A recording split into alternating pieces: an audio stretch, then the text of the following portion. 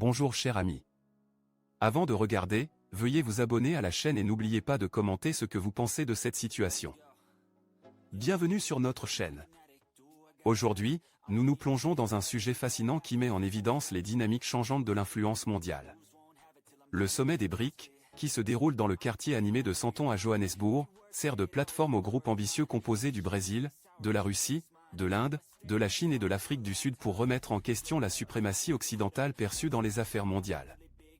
Dans cette vidéo, nous analyserons les implications du renforcement du poids de la Chine et de la Russie en Afrique, tirerons des conclusions et ferons des comparaisons stimulantes pour la réflexion.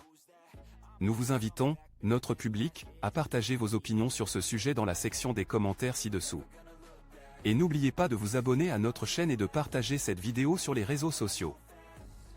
À première vue, l'Afrique du Sud semble embrasser son rôle d'hôte du sommet, se délectant de son éloignement des affiliations occidentales. Cependant, sous la surface, règne un malaise palpable lié aux troubles économiques du pays et aux besoins d'investissements étrangers.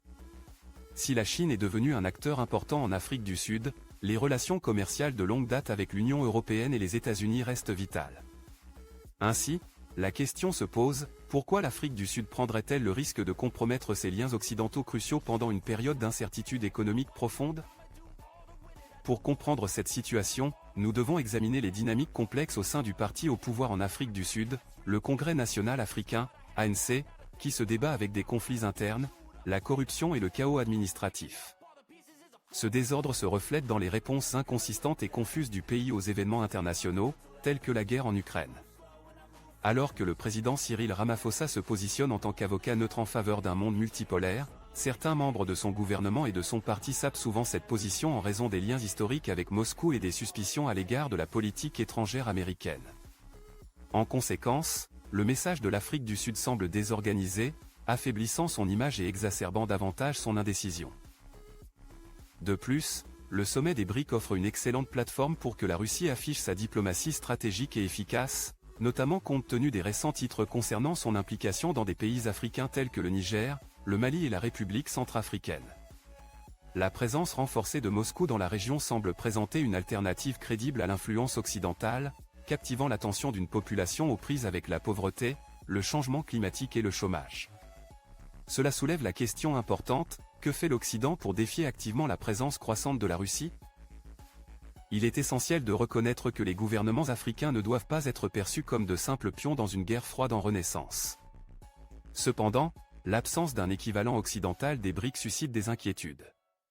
Le Royaume-Uni, par exemple, dispose d'un poste de ministre pour l'Afrique qui a vu un va-et-vient constant d'occupants, ne parvenant que rarement à atteindre son potentiel en raison d'un roulement constant. Cela renforce les affirmations selon lesquelles d'anciennes puissances coloniales telles que la France et le Royaume-Uni abordent l'Afrique comme une crise contraignante plutôt que comme un véritable partenaire.